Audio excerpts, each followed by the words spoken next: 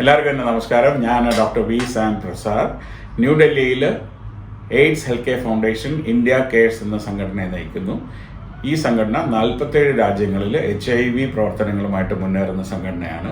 ഇന്ത്യയിൽ കഴിഞ്ഞ 15 വർഷമായിട്ട് ഈ സംഘടന പ്രവർത്തനം നടത്തിക്കൊണ്ടിരിക്കുന്നു. ഇന്ന് ലോക എയ്ഡ്സ് ദിനം, ഡിസംബർ 1 വേൾഡ് എയ്ഡ്സ് ഡേ എന്നറിയപ്പെടുന്ന, അല്ലെങ്കിൽ എന്ന് ഒബ്സർവ് ചെയ്യപ്പെടുന്ന, ലോകമെമ്പാടും ഒബ്സർവ് ചെയ്യപ്പെടുന്ന ലോക എയ്ഡ്സ് ദിനം. എന്താണ് HIV എയ്ഡ്സ്, എന്താണ് വ്യത്യാസം, HIV എന്താണ്, എയ്ഡ്സ് എന്താണ്, മാത്രമല്ല ഇത് എങ്ങനെയൊക്കെയാണ് ഇപ്പോഴത്തെ ഒരു സ്ഥിതി, ഇതിന് മരുന്നുകളൊക്കെ ഉണ്ടോ, എങ്ങനെയൊക്കെയാണ് ഇത് പകരുന്നത്, ഇങ്ങനെയുള്ള വളരെ സിമ്പിളായിട്ടുള്ള കുറച്ച് കാര്യങ്ങൾ പറഞ്ഞു പോകാമെന്ന് ആലോചനയിലാണ് ഇന്നത്തെ ഈ ഒരു വീഡിയോ ചെയ്യുന്നത്. ആദ്യമായിട്ട് HIV എന്ന് പറഞ്ഞാൽ ഹ്യൂമൻ ഇമ്മ്യൂണോ ഡെഫിഷ്യൻസി വൈറസ് എന്ന് പറയുന്ന ഒരു വൈറസിൻ്റെ പേരാണ്. അപ്പോൾ വൈറസ് അതങ്ങനെ നിൽക്കട്ടെ. ഇനി എയ്ഡ്സ് എന്ന് പറയുന്നത് ഈ വൈറസ് മൂലം ഉണ്ടാകുന്ന, ശരീരത്തിനുള്ളിൽ പ്രവർത്തിച്ചതിന് ശേഷം ഈ വൈറസ് മൂലം ഉണ്ടാകുന്ന ഇമ്മ്യൂണിറ്റി കുറവ്, അല്ലെങ്കിൽ നമ്മുടെ പ്രതിരോധ ശക്തിയെ കുറച്ചുകൊണ്ട് ഏറ്റവും കുറഞ്ഞ സമയത്ത്, അല്ലെങ്കിൽ അങ്ങനെ കുറയുന്ന ഒരവസ്ഥയിൽ പിടിപെടുന്ന മാരകമായ അസുഖങ്ങളുടെ എല്ലാം കൂടെ ഒരു അമാൽഗമേഷൻ, അല്ലെങ്കിൽ അങ്ങനത്തെ ഒരു കൂട്ടായ ഒരു അവസ്ഥയെ, അല്ലെങ്കിൽ അങ്ങനെ പല രോഗങ്ങളുള്ള ഒരു അവസ്ഥയാണ് നമ്മൾ എയ്ഡ്സ് എന്ന് പൊതുവെ പറയപ്പെടുന്നത്. അപ്പോൾ HIV വൈറസിൻ്റെ പേരും എയ്ഡ്സ് ആ വൈറസ് കൊണ്ട് ഉണ്ടാകുന്ന എന്താ പറയുക, ഏറ്റവും പ്രതിരോധ ശക്തി കുറഞ്ഞിരിക്കുന്ന അവസ്ഥയിൽ ഉണ്ടാകുന്ന ആ രോഗാവസ്ഥ, ഒരുപാട് രോഗങ്ങൾ ഒരുമിച്ച് കാണുന്ന ആ അവസ്ഥയാണ് നമ്മൾ എയ്ഡ്സ് എന്ന് വിളിക്കുക. ഇനി HIV എങ്ങനെയാണ് പകരുന്നത്? HIV പകരുന്നത് പ്രഥമമായും സെക്ഷൽ റൂട്ടിൽ കൂടിയാണ്, അതായത് അസുരക്ഷിതമായ ലൈംഗിക വീഴ്ചയിലൂടെ തന്നെയാണ് എന്നാണ് ലോകമെമ്പാടും നമ്മുടെ കണ്ടുപിടുത്തം.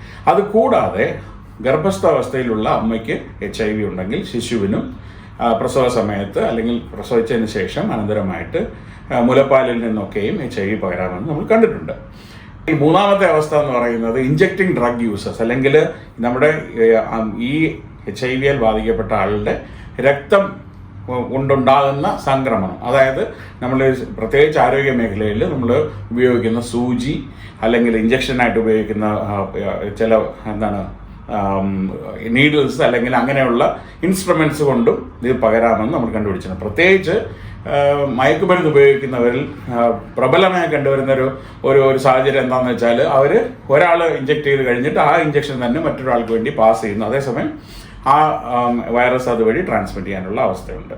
ഇത് കൂടാതെ നമ്മൾ പറയുന്നുണ്ട് ബ്ലഡ് ട്രാൻസ്ഫ്യൂഷൻ, അല്ലെങ്കിൽ നമ്മൾ രക്തദാനം ചെയ്യുന്ന സമയത്ത്, ദാനം ചെയ്യുന്ന സമയത്തിലല്ല, രക്തം, അത് പലപ്പോഴും ഒരു തെറ്റിദ്ധാരണ, രക്തദാനത്തിലൂടെ എങ്ങനെ വരും, രക്തദാനത്തിലല്ല നമ്മൾ പകരപ്പെടുന്നത്. പക്ഷെ അതേസമയം അണുവിമുക്തമല്ലാത്ത രക്തസംക്രമണം, അല്ലെങ്കിൽ രക്തദാനം, അല്ലെങ്കിൽ രക്തം സ്വീകരിക്കുന്നത്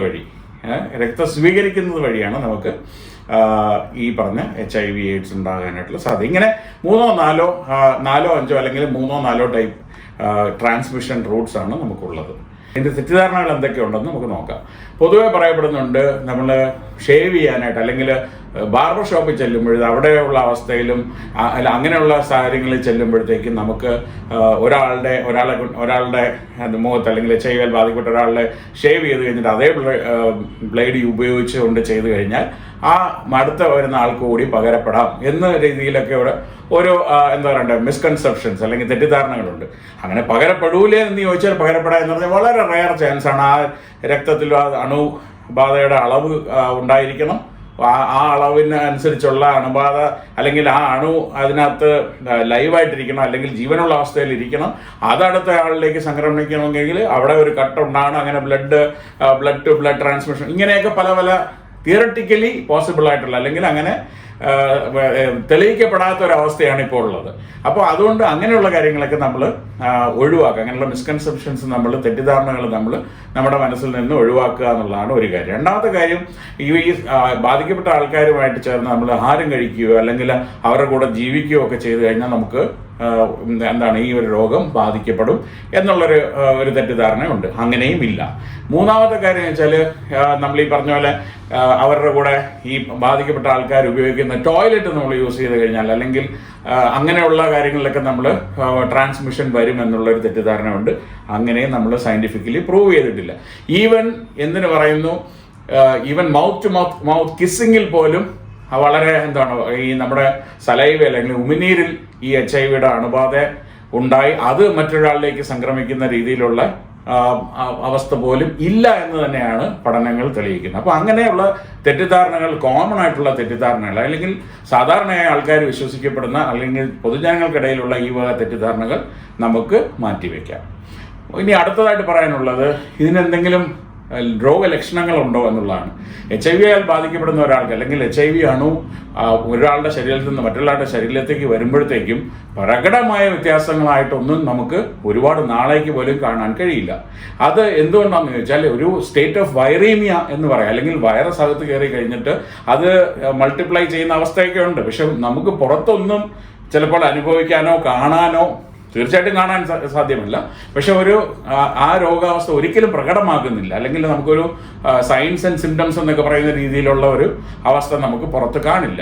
പക്ഷെ അതേസമയം വർഷങ്ങൾ ഇതിനകത്ത് ഇങ്ങനെ മൾട്ടിപ്ലൈ ചെയ്ത് ഒരു സമയത്ത് നമ്മുടെ പ്രതിരോധ ശക്തി, അതായത് CD4 എന്ന് പറയുന്ന അല്ലെങ്കിൽ CD8 എന്നൊക്കെ പറയുന്ന സെൽസ് ഉണ്ട് ശരീരത്തിനകത്ത്, ശ്വേതരക്താണുക്കളുടെ ഒരു ടൈപ്പ് ഓഫ് അണുക്കളാണത്. നമ്മുടെ ശരീരത്തിലുള്ള റെസിസ്റ്റൻസിനെ അല്ലെങ്കിൽ ഇമ്മ്യൂണിറ്റിയെ നമുക്ക് പ്രതിദാനം ചെയ്യുന്ന ആ ശ്വേതരക്താണുക്കളുടെ അളവ് കുറയ്ക്കുകയും ആ സമയത്ത് ബാക്കിയുള്ള നമ്മളിപ്പോൾ ഈ ഒരു മുറിയിൽ തന്നെ ആണെങ്കിലും ചിലപ്പോൾ TBയുടെയോ അല്ലെങ്കിൽ നമുക്കറിയാമല്ലോ കോവിഡിൻ്റെയോ ഒക്കെ എന്തിൻ്റെയൊക്കെ വൈറസൊക്കെ ഇവിടെ കാണുമായിരിക്കും. പക്ഷെ നമുക്ക് അത് ബാധിക്കാത്തതിൻ്റെ റീസൺ എന്താണെന്ന് വെച്ചാൽ നമുക്ക് പ്രതിരോധ ശക്തി ഉള്ളതുകൊണ്ടാണ്. അങ്ങനെ പ്രതിരോധ ശക്തി കുറഞ്ഞിരിക്കുന്ന അവസ്ഥയിൽ മറ്റ് പല അസുഖങ്ങളും ഒരു സമയത്ത്, ഇപ്പോൾ കാൻഡിഡ ആണെങ്കിലും വൈറലാണെങ്കിലും ഫംഗൽ ഇൻഫെക്ഷൻ ആണെങ്കിലും അങ്ങനെ എന്ത് തരം രോഗങ്ങളും പിടിപെടുന്ന ഒരവസ്ഥയിലേക്ക് മാറുകയും ശരീരത്തിൻ്റെ ഭാരം അമിതമായിട്ട് കുറയുകയും, അതായത് 10% കൂടുതലും 3 മാസത്തിനകം ഒരു 90 ഡേയ്സിനുള്ളിൽ 10% കൂടുതൽ വെയിറ്റ് ലോസ് ഉണ്ടാവുക, അല്ലെങ്കിൽ ഭാരം അമിതമായിട്ട് കുറയുക. മാത്രമല്ല അതിനോടൊപ്പം തന്നെ നമുക്ക് വയറിളക്കം ഉണ്ടാകുക, അല്ലെങ്കിൽ മസിൽ വേസ്റ്റിംഗ് ഉണ്ടാകുക, ശോഷിക്കുക നമ്മൾ പറയില്ല, ശരീരം ശോഷിക്കുക, മൾട്ടിപ്പിൾ ഇൻഫെക്ഷൻസ് ഉണ്ടാകുക, TB പോലെയുള്ള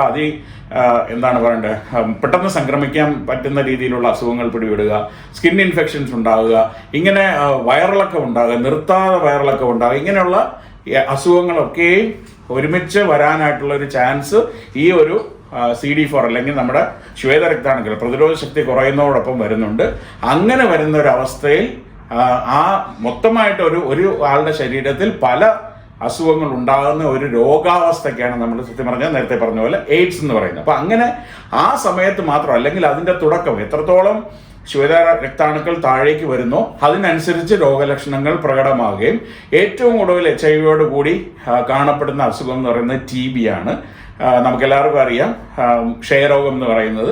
അത് വളരെ കോമൺ ആയിട്ട് എത്രയും പെട്ടെന്ന് പിടികൂടുന്ന ഒരു അവസ്ഥയിലാണ്, പ്രത്യേകിച്ച് ഈ വക ഇങ്ങനെയുള്ള ആൾക്കാർ, അതായത് HIV ബാധിക്കപ്പെട്ട് പ്രതിരോധ ശക്തി കുറഞ്ഞിരിക്കുന്ന ആൾക്കാർ അങ്ങനെയുള്ള എൻവയൺമെന്റിൽ എക്സ്പോസ്ഡ് ആവുകയാണെങ്കിൽ, അല്ലെങ്കിൽ TB ഉള്ള ആൾക്കാരുമായിട്ട് എക്സ്പോസ്ഡ് ആവുകയാണെങ്കിൽ പെട്ടെന്ന് തന്നെ അവർക്ക് TB പകരാനുള്ള ചാൻസ് ഉണ്ട്. അപ്പം അങ്ങനെ പറഞ്ഞു വരുന്നത് എന്താണെന്ന് വെച്ചാൽ, രോഗലക്ഷണങ്ങൾ കാണുന്നത് തീർച്ചയായിട്ടും ഒരു സർട്ടൺ ഇയേഴ്സ്, ചിലർ പണ്ടൊക്കെ ആയിരുന്നെങ്കിൽ 5 years 7 years അല്ലെങ്കിൽ 7 വർഷം 8 വർഷം, ഇപ്പം നമ്മൾ നോക്കുകയാണെങ്കിൽ 10-15 വർഷം കഴിഞ്ഞിട്ടായിരിക്കും ചിലപ്പോൾ അവർക്ക് ഈ രോഗലക്ഷണങ്ങൾ ഉണ്ടാകുന്നത്. അപ്പോൾ അങ്ങനെ പ്രകടമായ രോഗലക്ഷണങ്ങൾ ഇല്ലാത്തൊരു രോഗം തന്നെയാണ് HIV കൊണ്ട് ഉണ്ടാകുന്നത്.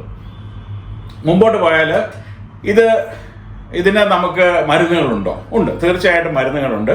എന്നാൽ ഇത് മൊത്തമായിട്ട് നമുക്ക് ക്യൂർ ചെയ്യാൻ പറ്റുന്ന, അല്ലെങ്കിൽ രോഗാവസ്ഥ മൊത്തമായി മാറ്റാൻ പറ്റുന്ന അങ്ങനെ ഒരു മരുന്ന് ഇതുവരെ കണ്ടുപിടിച്ചില്ല. ഇപ്പം ഞാൻ എൻ്റെ കയ്യിലുള്ളൊരു കോമ്പിനേഷൻ ഡ്രഗ്, അല്ലെങ്കിൽ നമ്മൾ പറയുന്നത് ഫിക്സ് ഡോസ് കോമ്പിനേഷൻ എന്നാണ് ഇതിന് പറയുക. 3 മരുന്നുകളുടെ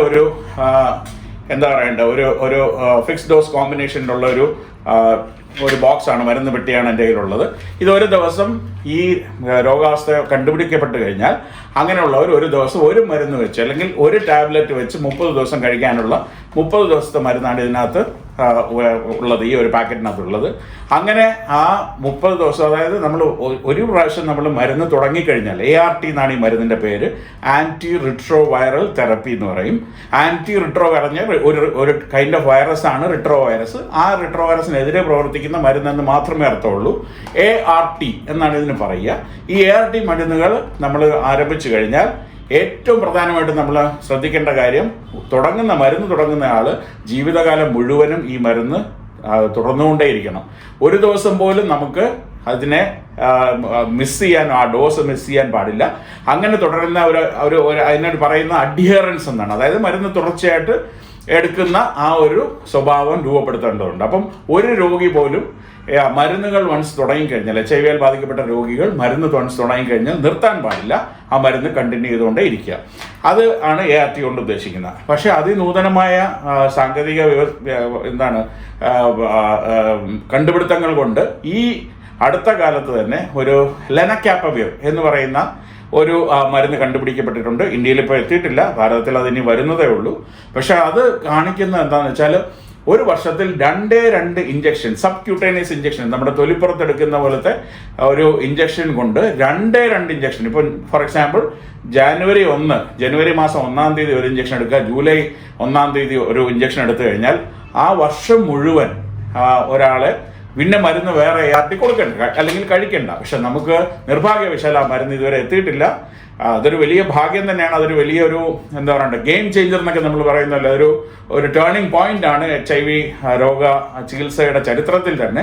പക്ഷെ ആ മരുന്നുകൾ വരാനിരിക്കുന്നേ ഉള്ളൂ. ലെനക്കാപ്പവിർ എന്ന് പറയുന്ന മരുന്നാണ് വരുന്നത്.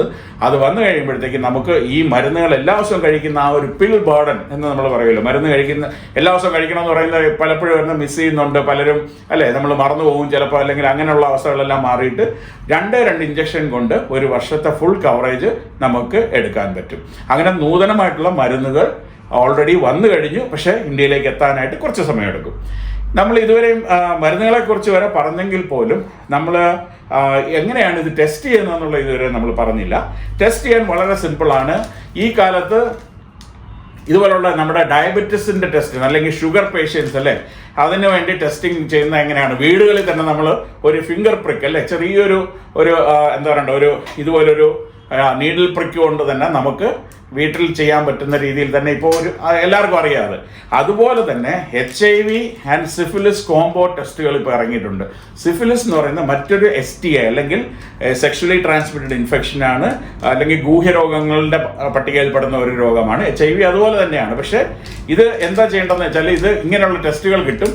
ഇത് നമ്മൾ ഓപ്പൺ ചെയ്യുമ്പോഴത്തേക്കും ആ ടെസ്റ്റ് വളരെ സിമ്പിളാണ്. ഇങ്ങനെ ഒരു കാട്രിഡ്ജ് നമുക്ക് കിട്ടും. നമുക്ക് ഡയബറ്റീസ് ഒക്കെ ടെസ്റ്റ് ചെയ്യുമ്പോൾ കിട്ടുന്ന പോലെ തന്നെ. എന്നിട്ട് 1 ഡ്രോപ്പ് അല്ലെങ്കിൽ 2 ഡ്രോപ്പ്, ഇതൊരു നീഡിലാണ്, മൈക്രോ നീഡിൽ എന്ന് പറയും. ആ നീഡിലിനകത്ത് ഇതൊരു കാണാൻ പോലും ഇല്ല, അത്രയും ചെറിയൊരു നീഡിലാണ്. ഒന്ന് പ്രിക്ക് ചെയ്യുമ്പോൾ വരുന്ന 1-2 തുള്ളി രക്തം ഇതിലേക്ക് ഒഴിച്ചു കഴിഞ്ഞിട്ട് ഇവിടെ ഒരു ഷീറ്റ് ഫ്ലൂയിഡ് ഉണ്ട്. ആ ഫ്ലൂയിഡും കൂടെ 2 ഡ്രോപ്പ് ഒഴിക്കുക.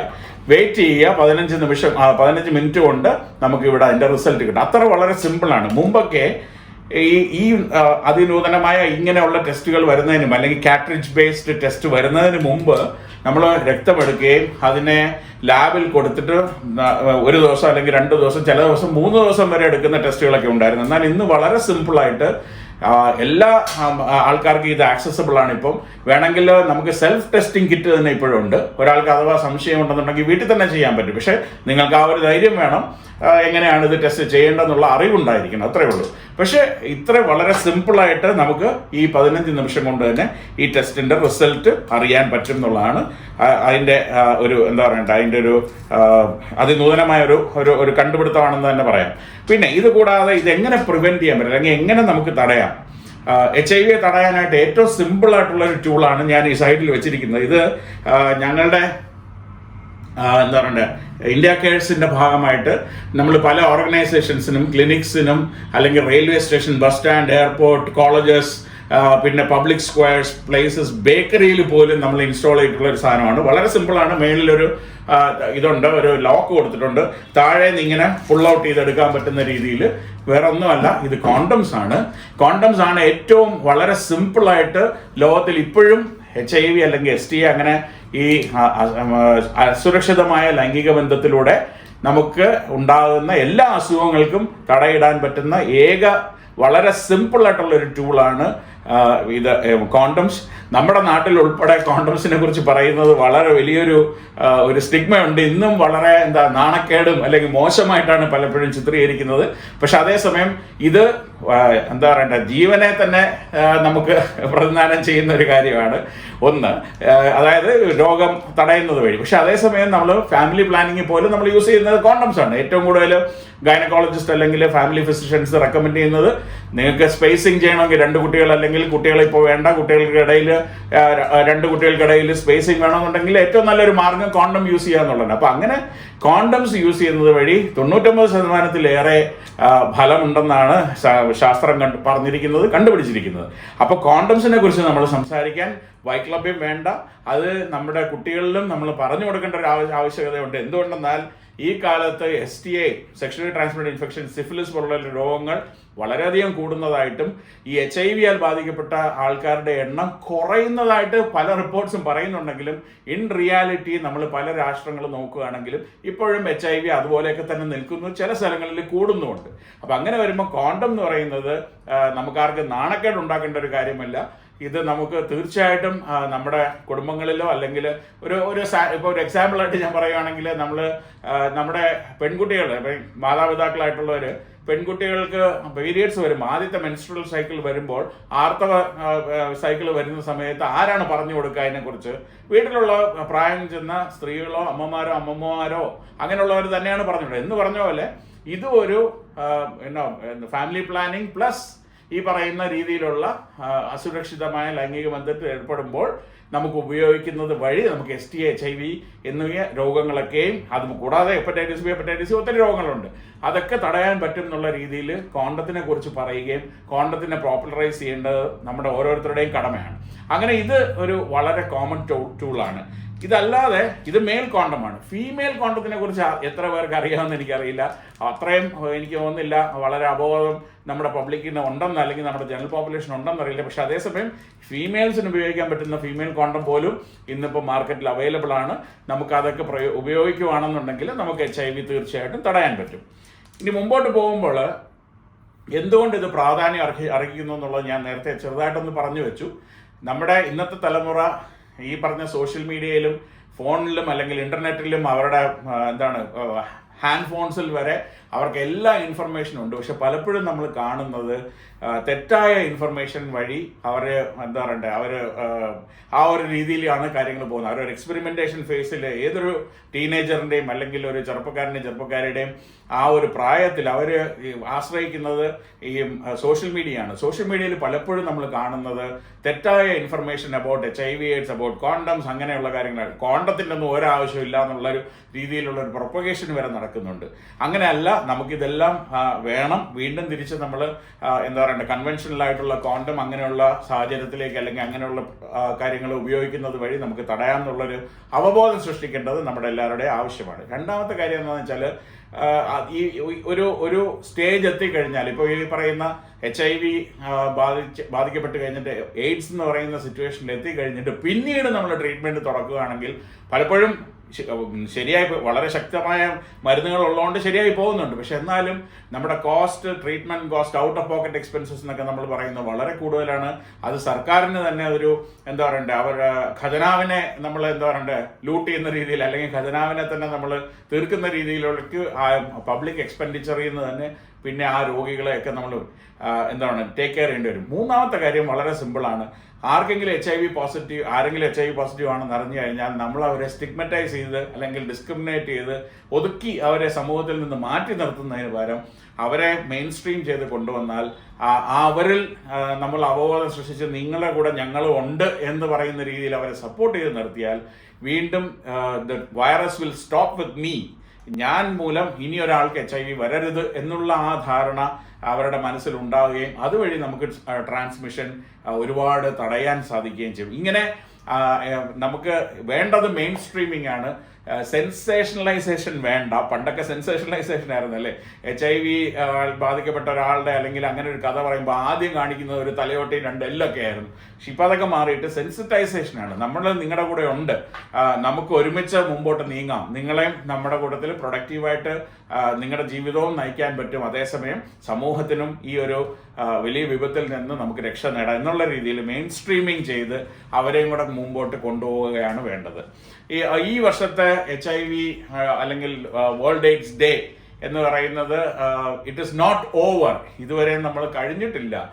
പലപ്പോഴും ആലോചിച്ചാൽ 90-ലും 80-ലും അല്ലെങ്കിൽ 90-2000-ലൊക്കെ നമ്മുടെ TV-യിലും സോഷ്യൽ മീഡിയ മാസ് മീഡിയയിലൊക്കെ ഒരുപാട് HIV കുറിച്ചുള്ള ഡിസ്കഷൻസ് ഉണ്ടായിരുന്നു. എന്നാൽ ഇന്ന് അതൊക്കെ വളരെ കുറഞ്ഞ് എല്ലാവരും ഈ പറഞ്ഞ പോലെ സോഷ്യൽ മീഡിയ ആശ്രയിക്കുന്ന ഒരു സമയമാണല്ലോ. അപ്പോൾ സോഷ്യൽ മീഡിയ വഴി നമ്മുടെ പ്രത്യേകിച്ച് ഇങ്ങനെ കനി പോലുള്ള ഈ ഒരു ഓർഗനൈസേഷൻ, നമ്മുടെ മെഡിക്കൽ ഫ്രട്ടേണിറ്റിയുടെ ഓർഗനൈസേഷൻ, കനി പോലെയുള്ള ഓർഗനൈസേഷൻസ് ഇതിനെക്കുറിച്ച് കൂടുതൽ അവബോധം നമ്മുടെ പൊതുസമൂഹത്തിന് കൊടുക്കണം. അങ്ങനെ കൊടുക്കുന്നത് വഴി നമുക്ക് നമ്മുടെ തന്നെ വരും തലമുറയാണ് തടയാൻ പറ്റുന്നത്. അപ്പം അങ്ങനെ വേൾഡ് എയ്ഡ്സ് ഡേ എന്ന് പറയുന്നത് ഒരു സെലിബ്രേഷൻ ആവട്ടെ, ഒരു ഒബ്സർവൻസ് ആവട്ടെ, ഒരു പോസിറ്റീവ് ഒബ്സർവൻസ് ആവട്ടെ എന്ന് മാത്രം ആശംസിച്ചുകൊണ്ട് എല്ലാവർക്കും വീണ്ടും നമസ്കാരം.